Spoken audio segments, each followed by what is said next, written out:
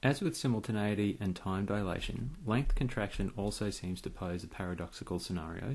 You can see by the highlighted dot point here, it's known as the ladder in a barn paradox.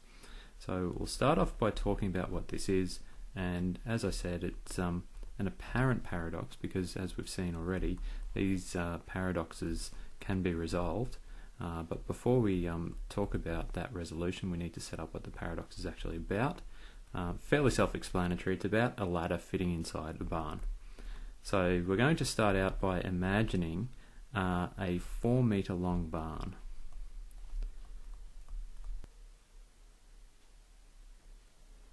We're also going to see a person near that barn, and this person is able to move at near the speed of light, and we're not going to worry about how they can move that fast. We're just going to deal with the fact that they can move at near the speed of light.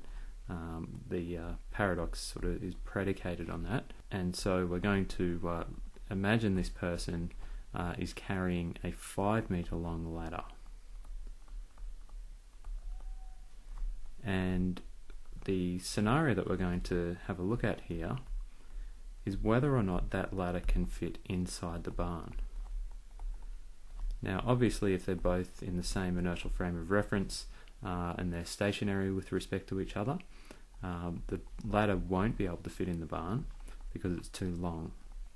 But if we start to consider length contraction, perhaps it will provide a solution to the problem.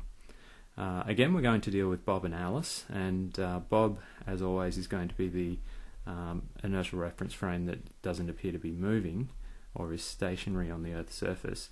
So in this case, that is going to also be the barn's frame of reference.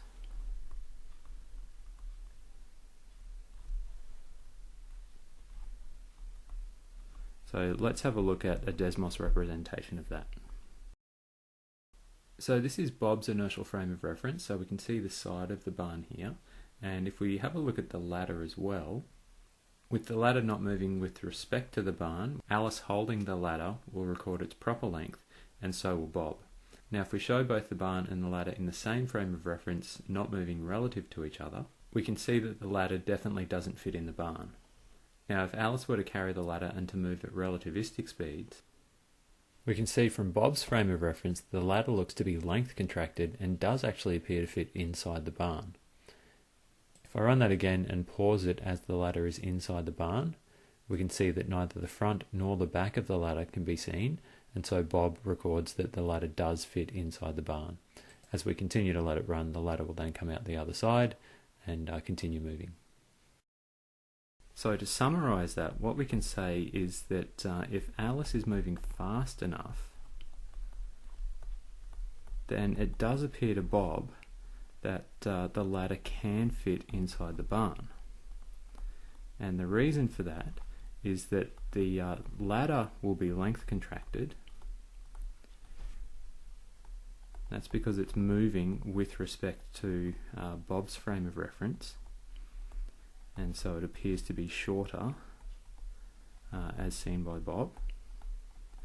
Note that the barn is still its proper length, and as a result will appear to Bob as though it does fit inside the barn.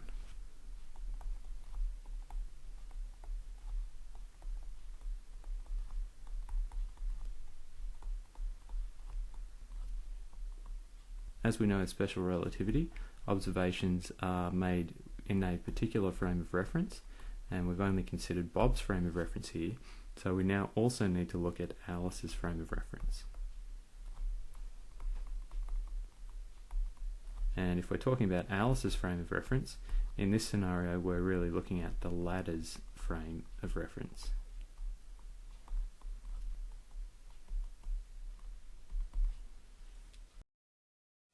So we're now viewing the situation from Alice's frame of reference, and you can see that the ladder is now its proper length. From Alice's frame of reference, it appears as though the barn is moving past the ladder, and you can see there that the ladder definitely does not fit inside the barn. So let's just have a look at that again, and I'll pause it once more. So you can see there the barn appears to be length contracted, and we can see very clearly the front of the ladder and the back of the ladder outside the barn. So again, to summarise what we just saw from Alice's frame of reference, we'd say that as the barn moves past her, so it appears to Alice as though she is stationary with the ladder and it's the barn that's moving past her. As the barn moves past Alice, it's the barn that appears length contracted, and as a result, given that she sees the ladder at its proper length, it's now going to appear that the ladder does not fit inside the barn. And so this is where the paradox comes in. We have these two statements that the barn is definitely long enough to fit the moving ladder, but the ladder is too long to fit the moving barn. So which of those two scenarios is it? Which one is valid? Which one makes sense?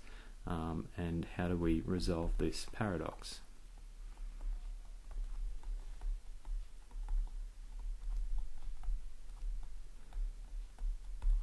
So the resolution is actually a pretty straightforward one, and it comes about by actually going back and considering simultaneity again. And we can do that by first of all identifying what we mean by the ladder fitting inside the barn.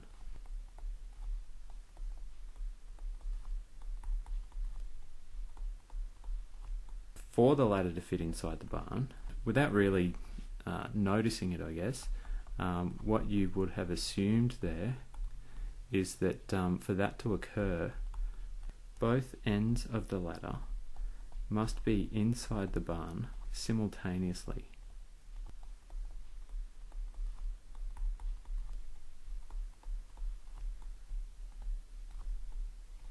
So there's that word simultaneous again.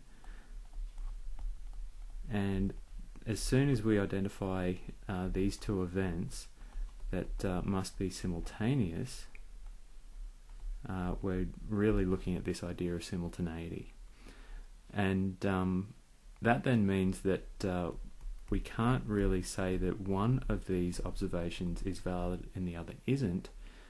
We know that events that are simultaneous in one frame of reference are not necessarily simultaneous in a different frame of reference. So like I say, we're really referring back to simultaneity here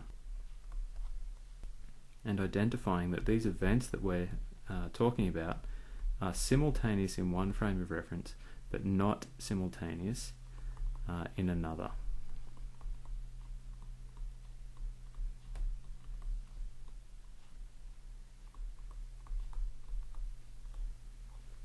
So what it really means is that Bob does see the ladder fit inside,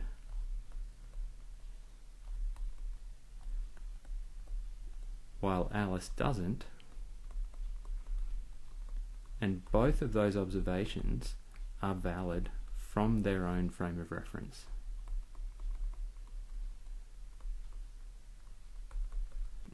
So what we're really saying here is that we can't transfer observations from one frame of reference into a different frame of reference and have them necessarily mean the same thing.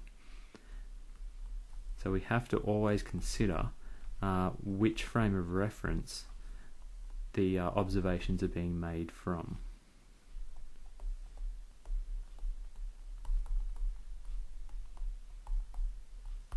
Now, a secondary thing to consider here is the sequence of events that occurs from each of these frames of reference.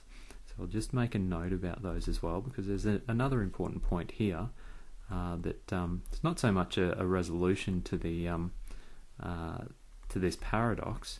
It's more something else to keep in mind with regards to the sequence of events that occur in particular inertial reference frames. So we're going to list out what happens from Bob's inertial frame of reference first, and the sequence of events that we're particularly interested in, and then we'll have a look at how they compare to Alice's frame of reference. So the first thing that we saw is that the front of the ladder went into the barn. The second thing was that the back of the ladder went into the barn. And now it's between these 2 points, 2 and 3, where we would say that the ladder does fit inside the barn, is the next step then is that the front of the ladder exits the barn. And then finally, the back of the ladder exits the barn. Now if you need to confirm that, go back and have a look at the Desmos representation earlier in the video, but you'll see that that's the sequence of events that occur from Bob's inertial frame of reference. If we consider Alice's inertial frame of reference, we'll see that that sequence of events doesn't quite match up. The first event is still the same. The front of the ladder still goes in first, but then we see the front of the ladder exit.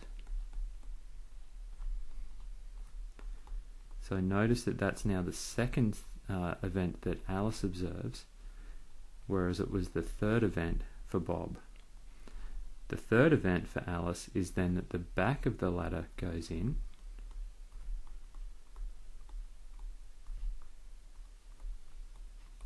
and finally, as Bob also observed, the back of the ladder goes out. So we can see there that the sequence of events that are being observed aren't actually in the same order when seen from different frames of reference. So the important point to note out of those sequences is that two spatially separated events, so what that means is that we're looking at events that are occurring at different points in space, so this is the front of the barn, the back of the barn, front of the ladder and the back of the ladder, can actually appear in different orders.